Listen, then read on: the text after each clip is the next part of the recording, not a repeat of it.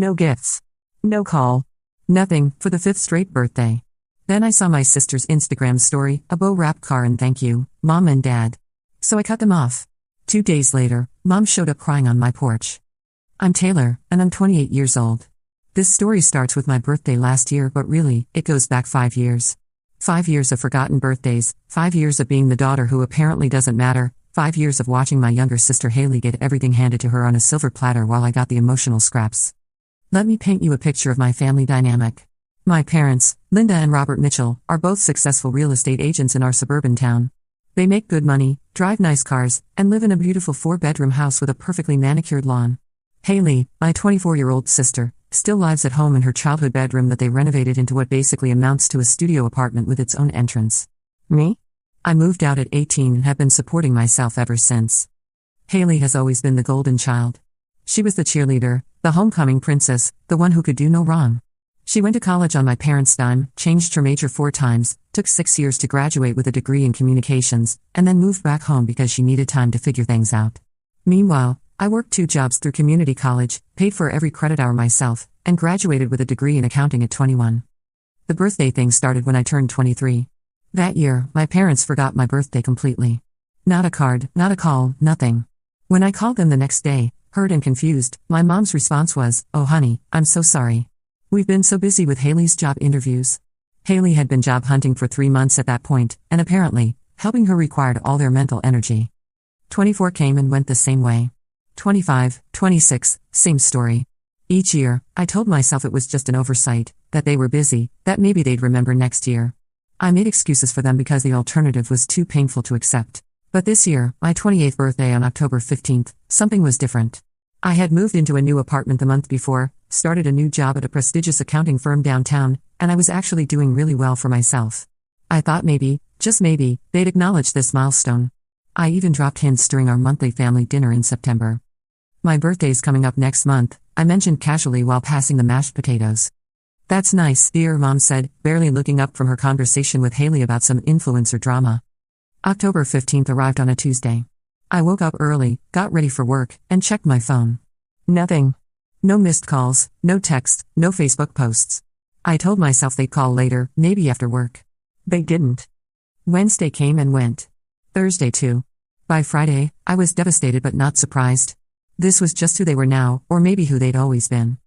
Saturday evening, I was curled up on my couch with takeout Chinese food and a bottle of wine, having my own private pity party, when I made the mistake of opening Instagram.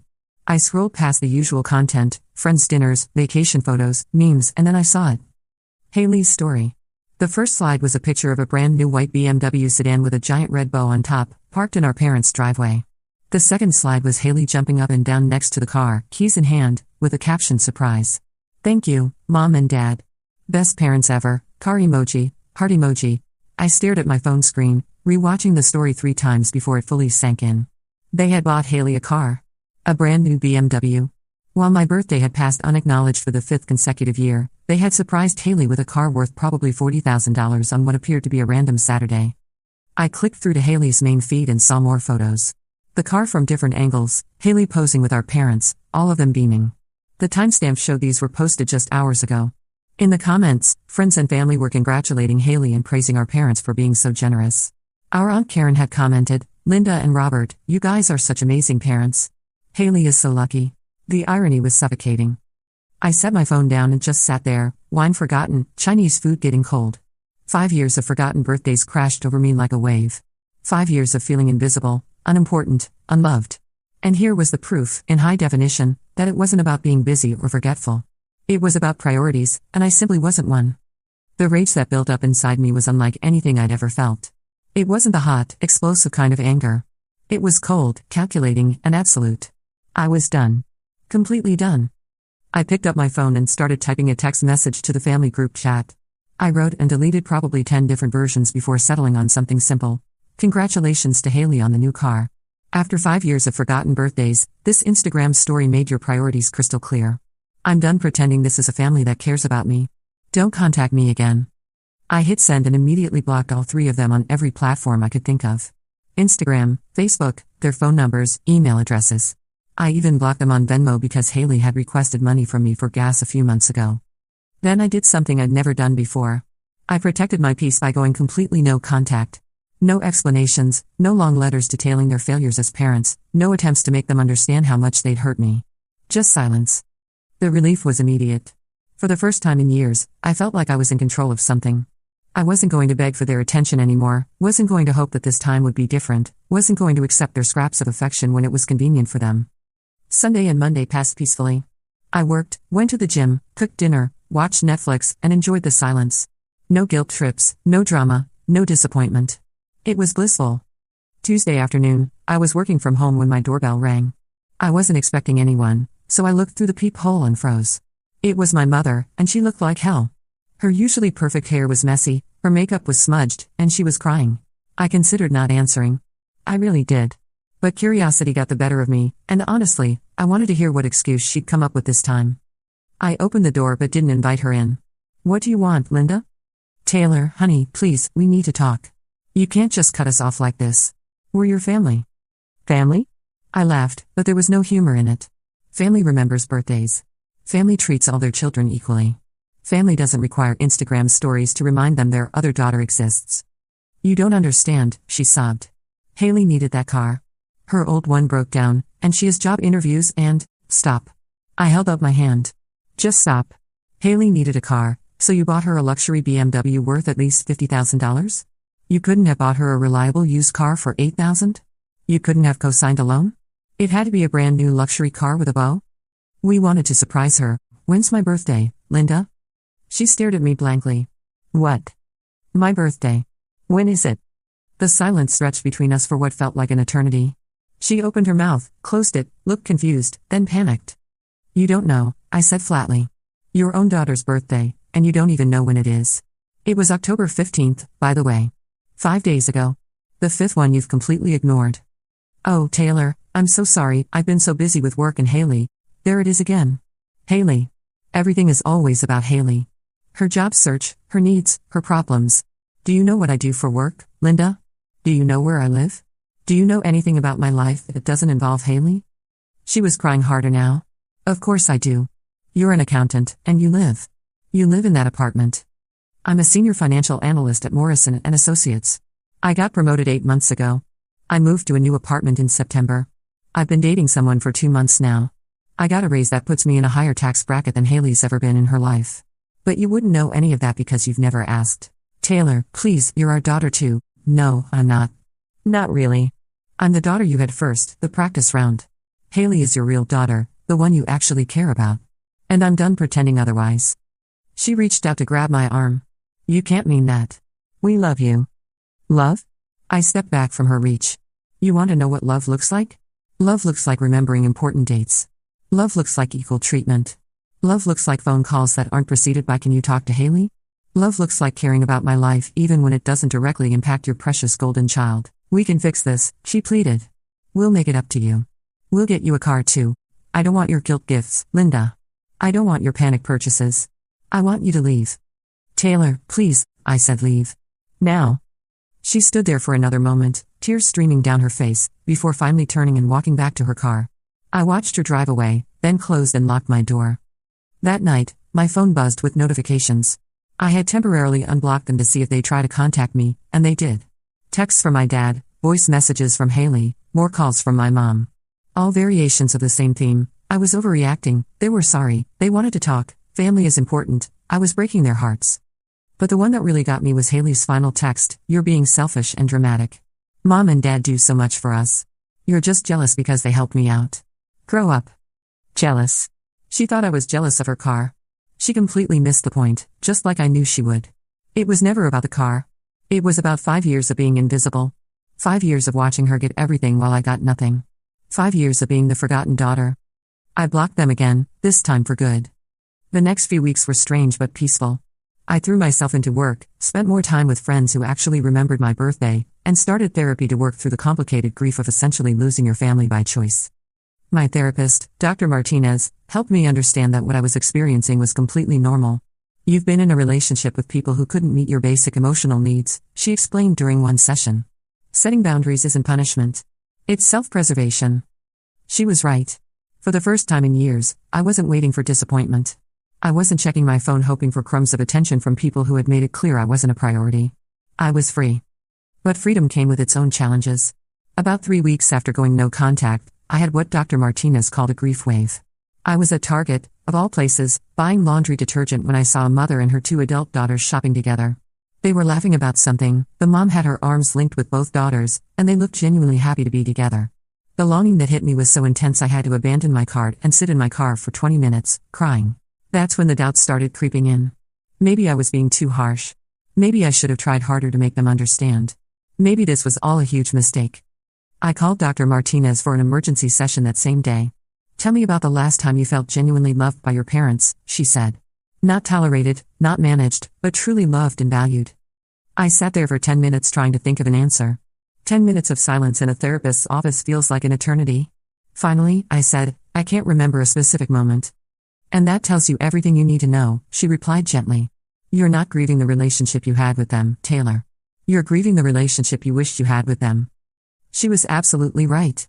I wasn't missing my actual parents, I was missing the idea of having parents who cared about me. Around the same time, I started noticing things about my friendships that I'd never paid attention to before. My best friend Jessica had thrown me a surprise birthday dinner 2 years ago with all our college friends. My coworker Mike always asked about my weekend plans and remembered details about my life that my own family had never bothered to learn. My neighbor Mrs. Chen, an elderly woman I barely knew, had given me homemade cookies when I moved in and always waved enthusiastically when she saw me. These people, who had no obligation to care about me, were showing more genuine interest in my life than my own family ever had. It was both heartwarming and heartbreaking. Work became my salvation during this period. Morrison & Associates was going through a busy season, and I volunteered for extra projects just to keep my mind occupied. My boss, Patricia, noticed my increased dedication and called me into her office one Friday afternoon. Taylor, your work has always been excellent, but lately it's been exceptional. Is everything okay at home? I found myself telling her about my family situation. Patricia listened without judgment, and when I finished, she said something that stuck with me. Some people spend so much energy trying to fix broken relationships that they never invest in the healthy ones. It sounds like you're finally investing in yourself. She was right. For years, I'd been pouring emotional energy into people who gave me nothing back, while taking for granted the relationships that were actually nourishing me. During this time, I also started dating someone new. I met Jake through a mutual friend at a Halloween party about 6 weeks after cutting off my family. He was dressed as a vampire, I was dressed as Wednesday Addams, and he made me laugh within 5 minutes of meeting him. What struck me most about Jake wasn't just that he was funny and kind, but that he was genuinely interested in me. He asked follow-up questions about my work, remembered stories I told him, and seemed to actually enjoy my company. On our third date, he surprised me with tickets to a comedy show because I'd mentioned in passing that I loved stand-up comedy. How did you remember that? I asked, genuinely puzzled. Because you told me, he said, looking confused by my confusion. Why wouldn't I remember? It was such a simple exchange, but it highlighted how abnormal my family dynamics had been. Jake remembered a casual comment because that's what people do when they care about someone. My family couldn't remember my birthday because they didn't prioritize caring about me. As Jake and I got more serious, he started noticing things about me that even I hadn't realized. You always seem surprised when people remember things about you, he observed one evening as we were cooking dinner together. Like you're shocked that anyone would pay attention to what you say. He was absolutely right. I had been trained by my family to expect inattention, to be grateful for scraps, to never ask for more than people were willing to give. Being with someone who naturally gave his full attention felt almost foreign at first. Jake also helped me see how my family's treatment had affected my other relationships. I had a tendency to overgive, to never ask for help, to always be the one reaching out first. I'd been operating under the assumption that love had to be earned through perfect behavior and constant availability. You know you don't have to earn my love, right? He said one night when I apologized for the third time for being tired after a long day at work. You can just exist and be loved for who you are. It was a revolutionary concept. Meanwhile, the attempts at contact from my family continued sporadically. My dad tried calling from different numbers, Haley created fake social media accounts to try to follow me, and my mom even sent letters to my workplace, which was both embarrassing and infuriating. The workplace letters were actually what pushed me to consider getting a restraining order. My coworkers started asking questions, and I had to explain to my boss that my family was essentially stalking me. Patricia was understanding but concerned. This level of persistence after you've clearly stated your boundaries is concerning, Taylor. Have you considered legal options? I consulted with a lawyer, who explained that while their behavior was inappropriate, it probably didn't rise to the level needed for a restraining order unless it escalated further. However, she did help me draft a cease and desist letter that I sent to all 3 of them via certified mail. The letter was simple and direct. This is formal notice that I do not want any contact from any member of the Mitchell family. This includes phone calls, text messages, emails, social media contact, letters, gifts, or third-party messages. Any further attempts at contact will be considered harassment and may result in legal action. After the certified letters were delivered, the contact stopped for a while. But the silence was almost worse than the attempts at reaching out. At least when they were trying to contact me, I knew they were thinking about me. The silence made me wonder if they had finally given up entirely. Dr. Martinez helped me work through these conflicting emotions. You wanted them to respect your boundaries, and now they are. That's what you asked for? I know, I said. But part of me hoped they'd fight harder. That they'd realize what they were losing and actually change. And what would that look like to you? I thought about it. I guess I wanted them to acknowledge what they'd done wrong. To apologize sincerely. To show me that they understood how their actions had affected me. And if they did that now, would it change anything? That was the million-dollar question. Would a genuine apology and acknowledgement repair the damage of 27 years? Would I be able to trust that they had actually changed, or would I always be waiting for them to revert to their old patterns? Honestly, I didn't know. But I also didn't think it mattered, because they had shown no signs of that level of self-reflection or accountability. During the holidays, the emotional challenges intensified. Thanksgiving and Christmas had always been big family affairs at my parents' house. Even though those gatherings had often left me feeling invisible and undervalued, they were still familiar. The absence of that tradition left a void that was hard to ignore. Jake's family invited me to both holidays, and they were wonderful to me. His mom, Susan, went out of her way to include me in family traditions and made sure I felt welcome. His sister Amy treated me like the sister she'd never had. His dad, Tom, was warm and funny and genuinely interested in my career. But there were moments during those celebrations when I felt like an imposter. When Jake's mom would hug me goodbye and say I love you, honey, a part of me wondered if I deserved that kind of unconditional acceptance. When his family would share embarrassing childhood stories and include me in the laughter, I felt both grateful and sad that I'd never had that kind of easy, comfortable family dynamic. You seem melancholy, Jake observed on Christmas night as we drove back to my apartment. I'm happy, I said, and I meant it. But it's complicated. Your family is amazing, and they make me feel so loved. But it also makes me realize what I missed out on. It's hard to explain. You don't have to explain, he said, reaching over to squeeze my hand. You can be grateful and sad at the same time. Those feelings can coexist. That was another thing I loved about Jake. He didn't try to fix my emotions or tell me I should feel differently. He just accepted that healing was complicated and messy. New Year's Eve brought an unexpected challenge. Jake and I were at a party with friends, and at midnight, everyone was calling their families to wish them Happy New Year. I watched Jake call his parents, saw other friends texting siblings and grandparents, and felt a familiar pang of loneliness. Do you want to step outside? Jake asked, noticing my discomfort. We stood on the host's balcony, looking out at the city lights. I don't miss them, I said suddenly. But I miss having them to miss, if that makes sense. Jake nodded. You miss the idea of having a family to call on New Year's Eve. Exactly. I don't actually want to call them. I don't want to go back to feeling invisible and unimportant. But I want to have parents who would want me to call them. You will, he said confidently. Maybe not biological parents, but you'll build the family you want. We'll build it together. That was the night I knew I was going to marry him. About a month after the confrontation, I ran into my Aunt Karen at the grocery store. She looked uncomfortable when she saw me, which immediately told me the family had been talking. Taylor, honey, how are you? She asked awkwardly. I'm great, actually. How are you? Well, I heard about what happened with your parents. Your mom called me, and she's really upset. I continued scanning items at the self-checkout. I'm sure she is. Don't you think you're being a little harsh? They made a mistake, but they're still your parents. I finished scanning and looked at her directly.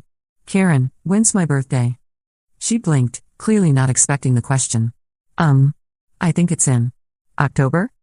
October 15th. It's been October 15th for 27 years. Yet somehow, Haley's random car purchase was more worthy of your congratulations than 5 years of my completely ignored birthdays. So no, I don't think I'm being harsh. I think I'm finally being honest about who matters in this family and who doesn't. I paid for my groceries and left her standing there looking uncomfortable. I felt bad for about 30 seconds, then remembered that she had indeed congratulated my parents on Facebook for buying Haley a car while never once acknowledging my existence on my birthday. The holidays were interesting. Thanksgiving came and went without any contact from my family. Christmas too. I spent both with my boyfriend Jake's family, who welcomed me with open arms and treated me like I'd been part of their family for years. Jake's mom, Susan, even gave me a thoughtful birthday gift when she found out my family had a history of forgetting. That's terrible, she said when Jake explained the situation. No one should feel invisible on their birthday. It was such a simple statement, but it meant everything to me. Someone got it. Someone understood that it wasn't about gifts or money or even attention. It was about being seen, being valued, being remembered. In January, I got a call from an unknown number. I usually don't answer those, but something made me pick up. Taylor? It's Haley. I almost hung up immediately. How did you get this number? I got a new phone. Taylor, we need to talk. Mom and Dad are. They're not doing well. Mom cries all the time, and Dad barely speaks. You're tearing this family apart. I'm tearing the family apart? I laughed.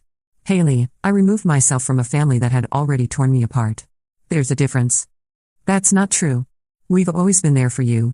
Name one time in the last 5 years that any of you were there for me without me asking first. Silence. Name one important event in my life that any of you acknowledged without prompting. More silence. Tell me one thing about my current life that doesn't involve you or affect you directly. Taylor, that's not fair. It's completely fair. You want me to come back and pretend everything is normal, but you can't even answer basic questions about my life. You don't know me, Haley. None of you do. You know the version of me that exists to serve your needs, to be there when you need support or money or someone to listen to your problems. But the real me? The me with dreams and goals and feelings and a birthday? That person has been invisible to this family for years. But we're family. No, we're related. There's a difference. Family shows up. Family remembers. Family treats you like you matter even when it's not convenient. What we were was a dysfunctional group of people who shared DNA and holiday dinners. I can't believe you're being so cold. I can't believe it took me this long to stop accepting scraps of affection from people who clearly don't value me. I'm not cold, Haley. I'm finally warm, because I'm not constantly burning my energy trying to earn love from people who were never going to give it freely. She hung up on me. I blocked the new number. Spring arrived, and with it came a sense of renewal I hadn't felt in years. I was thriving at work, my relationship with Jake was getting serious, and I had built a chosen family of friends who actually cared about me. I hadn't realized how much energy I'd been wasting on my biological family until I stopped. In July, Jake proposed. We had talked about marriage extensively, and I knew it was coming, but when he got down on one knee in the park where we had our first date, I still cried happy tears. For the first time in my adult life, someone was choosing me first. Someone was making me their priority. We decided on a wedding the following October, just over a year away, with close friends and Jake's family. As we planned, the question of my family came up. Are you sure you don't want to invite them? Jake asked gently. I know you're hurt, but it's your wedding. That's exactly why I don't want to invite them, I replied. This is supposed to be the happiest day of my life, surrounded by people who love and support me. I don't want to spend my wedding day wondering if my own parents will show up or if they'll forget that too. Jake understood. He had seen how much happier and more confident I'd become since cutting contact. He had also witnessed my birthday last year, where his family threw me a surprise party while my own family posted pictures of Haley's weekend trip to Napa on social media.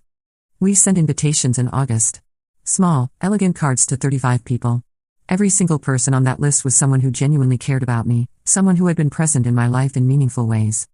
3 weeks later, I got a call from an unknown number. This time it was my father. Taylor, your mother told me you're engaged. Congratulations. I was so shocked to hear from him that I didn't hang up immediately. How did you find out? Your cousin Melissa saw it on your Facebook before you blocked everyone. Taylor, you can't seriously be planning a wedding without your family. I'm planning a wedding with my family, Dad. My chosen family. People who actually know me and care about me. We care about you. We've made mistakes, but we're still your parents. We deserve to be at your wedding. Deserve? The word came out sharper than I intended. What exactly do you think you deserve? You've forgotten 5 birthdays in a row. You've never asked about my job, my life, my dreams. You bought Haley a $40,000 car on a random Saturday but couldn't be bothered to send me a text on my birthday. What part of that makes you think you deserve anything from me? We raised you, you housed and fed a child because that's legally required. Raising me would have involved caring about who I was becoming, supporting my goals, and treating me like I mattered. Haley got raised. I got managed. That's not true, and you know it. Dad, what's my favorite color? What does that have to do with anything? Just answer the question. What's my favorite color? Silence. What's my middle name? More silence. What degree did I graduate with? Where do I work? What's my boyfriend's name? When did I move to my new apartment?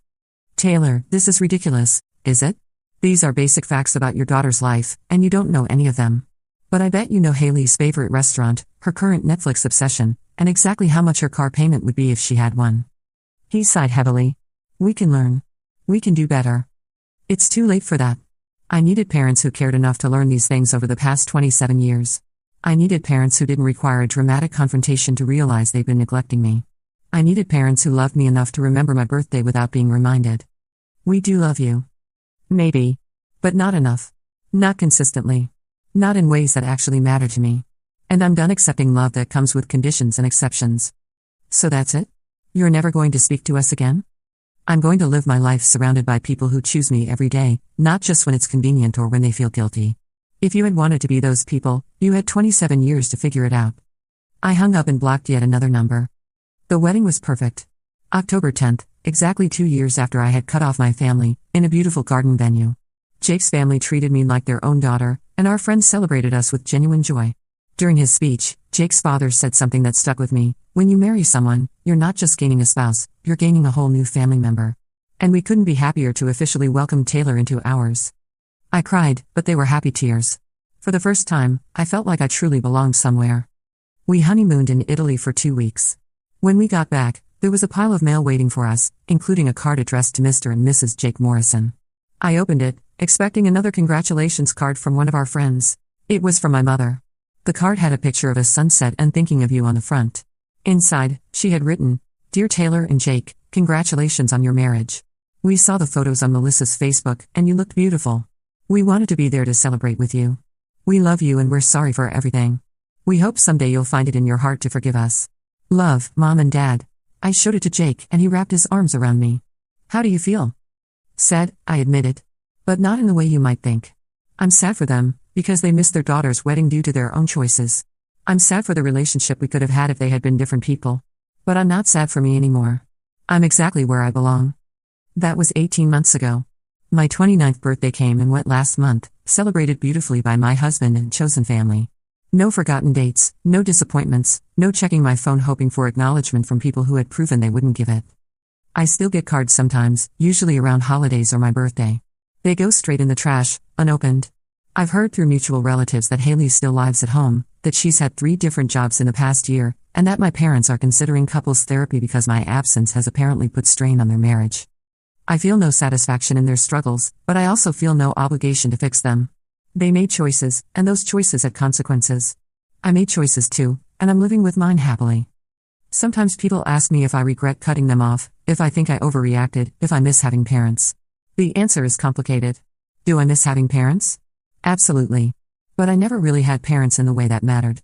What I had were people who shared my DNA and expected unconditional love despite providing conditional care. Do I regret my choice? Not for a single moment. The peace I've found, the self-respect I've developed, the love I've accepted from people who actually see me is worth more than any relationship built on scraps and false hope. I learned that sometimes the most loving thing you can do for yourself is to stop accepting treatment that makes you feel small. Sometimes family isn't about blood or obligation. Sometimes family is about choice and respect and showing up consistently for the people who matter to you. My name is Taylor Morrison now, and I'm 29 years old. My birthday is October 15th, and it's celebrated by people who love me enough to remember it. I'm a senior financial analyst, I live in a beautiful apartment with my husband, and I'm happy. And that's a better ending than any reconciliation could have given me.